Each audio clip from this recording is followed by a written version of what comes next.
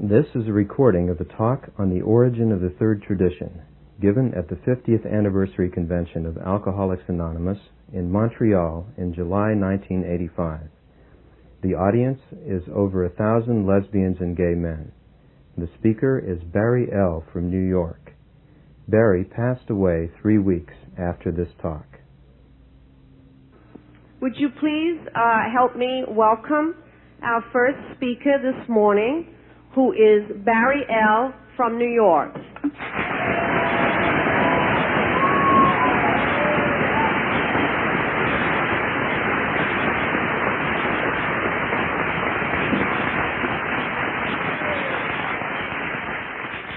Bonjour, mes amis. My name is Barry, and I'm an alcoholic. Je m'appelle Barry, et je suis alcoolique, et I have just exhausted my French vocabulary.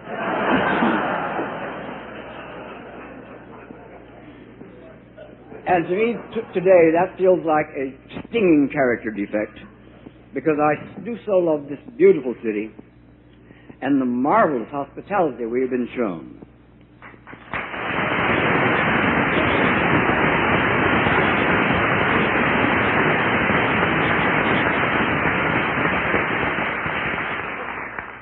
Isn't it nice to be at another intimate little meeting of just us?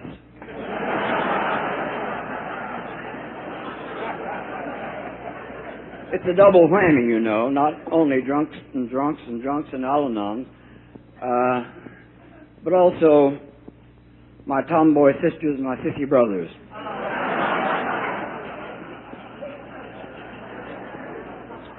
This is not the way it was when I joined AA in 1945.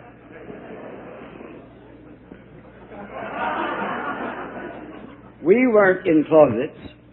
We were sealed in vaults.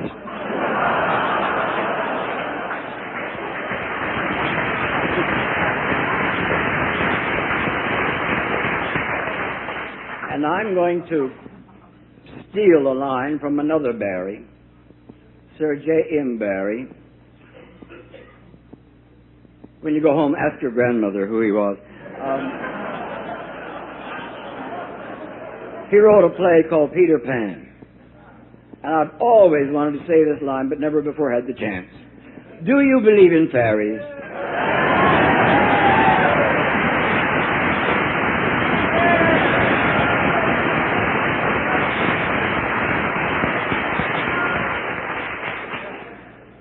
That's unfair, but I enjoyed it. I want to talk a little bit about our third tradition and the way it got started, instead of talking about my drinking or any of those dull things. I'm going to read first from the book 12 Steps and 12 Traditions, 2 or 3 lines written by Bill and published in 1952. And you will hear this language that I'm going to read in just a few moments in another voice. And I think the next time you get to read the book 12 Steps and 12 Traditions, you might hear this in a different way. On the AA calendar, it was the year 2. In that time, nothing could be seen but 2 struggling, nameless groups of alcoholics trying to hold their faces up to the light. A newcomer appeared at one of the groups, knocked on the door, and asked to be let in. He talked frankly with the group's oldest member. He soon proved that his was a desperate case, and that above all he wanted to get well. But he asked, "Will you let me join your group? Since I am the victim of another addiction even worse stigmatized than alcoholism, you may not want me among you. Or will you?" There was the dilemma. What should the group do? A few years ago, a friend of mine called me and said, "I just found a tape that might interest you." He collects tapes, Ron. And he said, "This is a tape Bill made in 1968 at an open meeting." It was the opening night meeting of the General Service Conference, and there were lots of guests there, so this wasn't at an open meeting. And he made a talk on all the traditions, and I'm going to play just what he said about Tradition 3. At about year 2 of the Akron group, a poor devil came to Dr. Bob in a grievous state. He could qualify as an alcoholic all right. And then he said, Dr. Bob, I've got a real problem to pose you. I don't know if I could join AA because I'm a sex deviate. Well, that had to go out to the group conscience. You know, up to then it was supposed that any society could say who was going to join it. And pretty soon, the group conscience began to seethe and boil, and it boiled over. And under no circumstances could we have such a power and such a disgrace among us, said a great many. And you know, right then our destiny hung on a razor edge over this single case. In other words, would there be rules that could exclude so-called undesirability? And that caused us in that time, and for quite a time, respecting this single case, to ponder what is the more important, the reputation that we shall have, what people shall think, or is it our character? And who are we? Considering our record, alcoholism is quite as unlovely. Who are we to deny a man his opportunity? Any man or woman. And finally, the day of resolution came. And a bunch were sitting in Dr. Bob's living room arguing what to do. Whereupon dear old Bob looked around and blandly said, isn't it time, folks, to ask ourselves, what would the master do in a situation like this? Would he turn this man away? And that was the beginning of the AA tradition, that any man who has a drinking problem is a member of AA if he says so, not whether we say so. Now, I think that the import of this on the common welfare has already been stagnant, because it takes in even more territory than the confines of our fellowship. It takes in the whole world of alcohol. Their charter to freedom to join AA is assured. Indeed, it was an act in general welfare.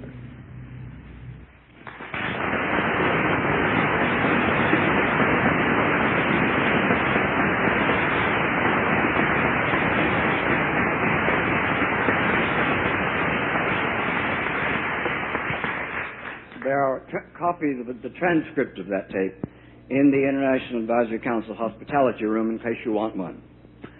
In my own experience, during the year 1945, I was taken to have lunch with Bill by three wonderful ladies, three of whom were who happened to be among the 6 ink-stained wretches who started the Grapevine. And the question that arose at lunch was this: we see a great many people arrive in AA who may be bisexual or homosexual, and they don't seem to stay sober. They arrive and stay just a little while and they disappear. Don't you think it might be a good idea, Bill, for us to have special meetings for these people? And Bill said, well, it might be the greatest thing in the pike, coming down the pike. How long have you been sober, Barry? And I said, about 11 months, almost a year. And he said, well, now you can stay sober another day or two, can't you? And I said, yes. You have friends, obviously, yes. Well, now, when you've been sober 18 months, I wish you'd come back and talk to me again about this, because I want to think about it, and let me know what you think in 18 after you've been sober 18 months. I forgot to go back and have that conversation because by then there were so many of us, it didn't seem very necessary. I also had the experience that the first year, sitting on the desk at our old clubhouse in Manhattan, which is part of one of the chores we could do. We would take turns sitting at the desk, answering the telephone, and greeting visitors. And one day, the policeman on the corner sent in to see us a black man. That in itself was unusual in Manhattan in 1945. We had no black AA members then. We were not to really start having black members until 1946. But the black man came in, and he had long blonde hair, a la Veronica Lake.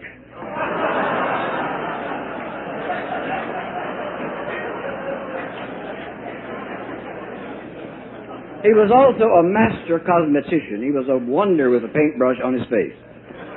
He was absolutely beautiful. But strapped to his back were all his worldly belongings, and he said he had just been released from prison and he needed help. He began to tell us what his problems were. Among others, he said he was homosexual and he was a dope fiend. And he had no place to stay, and he had no money and nothing to eat. What could be done? I asked a number of the older members around at that time what they thought I should do, and they all left.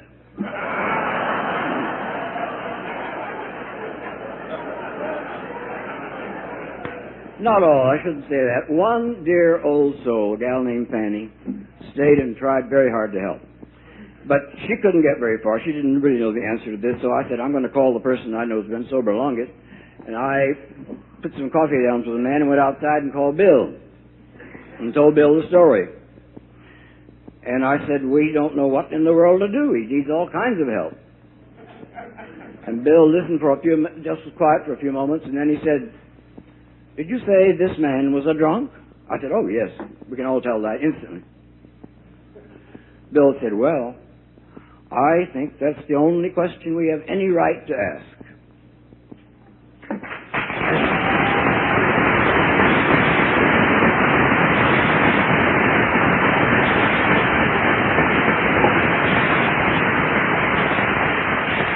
Sorry to say I don't know what happened to the man. Someone else took over the desk later, and I never saw him again, but let's hope he made it somewhere. It was my job during the 1973 and 74 General Service Conferences to write the conference report. And those were the 2 years in which the question of listing gay and lesbian groups arose. That came about because of pressure from some wonderful people from Southern California. All kinds of wonderful things come out of Southern California. They wanted to list themselves as gay groups or lesbian groups, and the General Service Office, of course, has a very ticklish job. They really should not do anything very much that hasn't been done before without direction from the General Service Conference. And so they took the question to the General Service Conference. And it was debated in 1973 at some hot length. And finally, the chairman, getting very smart, said, I think we'll table the question until next year. But that put it on the agenda for next year, so everybody knew it had to come up and be settled the next year. At the General Service Conference, and if you don't know what the conference is, ask your sponsor.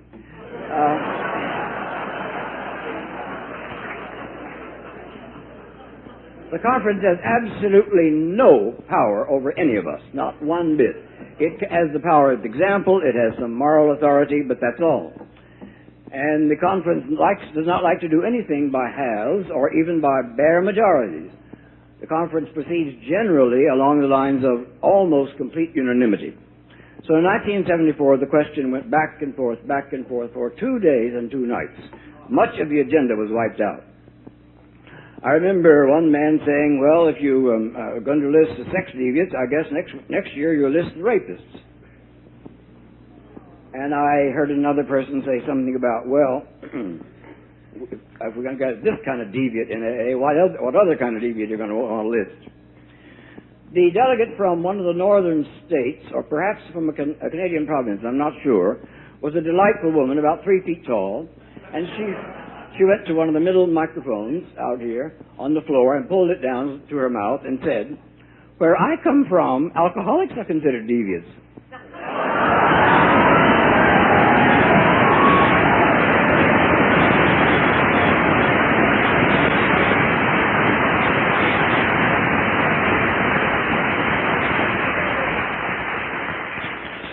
The debate went on, but when the vote finally came that night, only 2 people voted against listing those groups.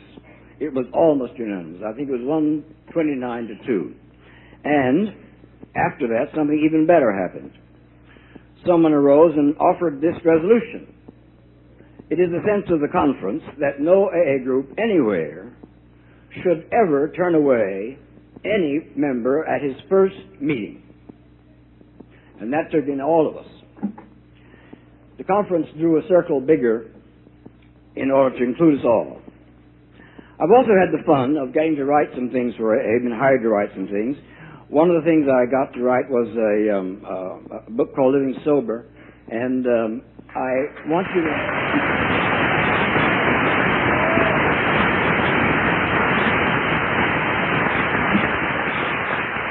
No, you should have seen it before they edited it.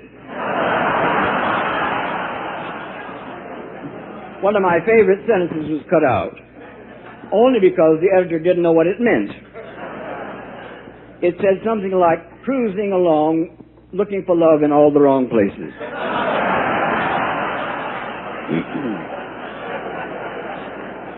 But I think you'll find some things between the lines if you look hard enough.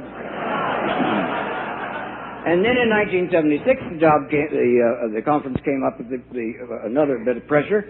We must have separate pamphlets for every kind of minority group. We must have a pamphlet for blacks. We must have a pamphlet for Native Americans. We must have a pamphlet for old people, for young people, for gay people, for lesbians, for everything. And as a matter of fact, one of the members of the literature committee of the conference that year said, we also should have a pamphlet for illiterates.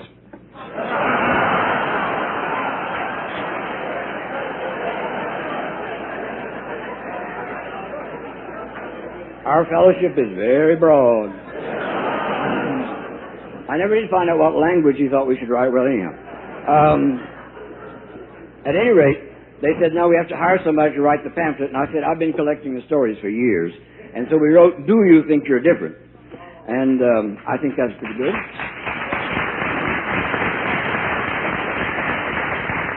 It picks out no single minority, but speaks about several minorities.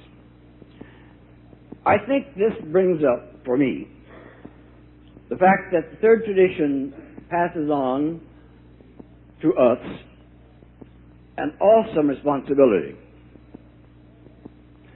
First of all, we must remember the tradition that says AA should not be involved in any controversial matter. And let us face it, sexual orientation in North America is very much a controversial matter. It is not appropriate for AA to become political on that issue, in my opinion. We also have the problem of another tradition, that is the anonymity tradition. Because we have 2 kinds of anonymity to protect. Certainly, at an ordinary AA meeting, I have no right going outside and telling anybody, guess what movie star showed up at this meeting. I have no right to do that if I respect the traditions. I think I would be betraying the whole fellowship if I did that. I certainly have no right to go to a gay meeting and then go outside and say, guess who turned up at a gay meeting last night? There's a double anonymity there. And finally, of course, there's that third tradition, and it puzzles me and embarrasses me, because for all I know, the next drunk that walks in the door deserves the same love that I got, and all you got, and it might be a former Miss America, or it might be a TV evangelist, or it might be a California legislator. I'm not sure I've learned enough about loving yet. but they deserve it just as we got it. Now, I want take one more minute to read what I think is an even earlier charter to have this kind of meeting. In the big book on page 12, you will find a section that begins, despite the living example. I'm not a big book scholar. I don't know a lot about the big book, but I happen to have in my possession the printer's manuscript. It's just in my keeping, not in my possession. And looking through the old manuscript one day, it goes to a archives upon my demise. I happened to find on the flyleaf some unfamiliar writing, in pencil. And I looked, and these are familiar words, but the handwriting is not familiar. It wasn't Bill's handwriting. And I went back to Nell, our old archivist, and we began to run this down. And she said, that's Hank P's writing. That's Hank's writing. You know, one time Bill was telling his story, and he told this part of his story, and had forgot to put this in the typed manuscript. And when Hank heard it, Hank was a marvelous promoter. We wouldn't have had the big book if it hadn't been for Hank. Hank even sold stock in a non-existent company to get our book going. And bless his heart, he wrote this down and told the printer, told him where to put it in. Now, it's written in abbreviations and very hard to read, but I want you to hear it and think about this. Despite the living example of my friend, incidentally, this is the time that Ebby came to see Bill in Brooklyn Heights. Bill was quite drunk that morning on gin and on self-pity. And Ebby, his old drunken friend, came to see him sober, which is disgusting. And he said he'd found religion. And Bill said, oh, Lord, what kind? What brand? We thought in brands, you know. Eddie said, well, I don't think it's any particular brand. We just have 6 ideas, some fellows, and they seem to keep me sober. And Bill thought, well, that's all very well for him, but what about poor me? And here's what Bill wrote, or said that night, and was written down. Despite the living example of my friend, there remained in me the vestiges of my old prejudice. The word God still aroused a certain antipathy.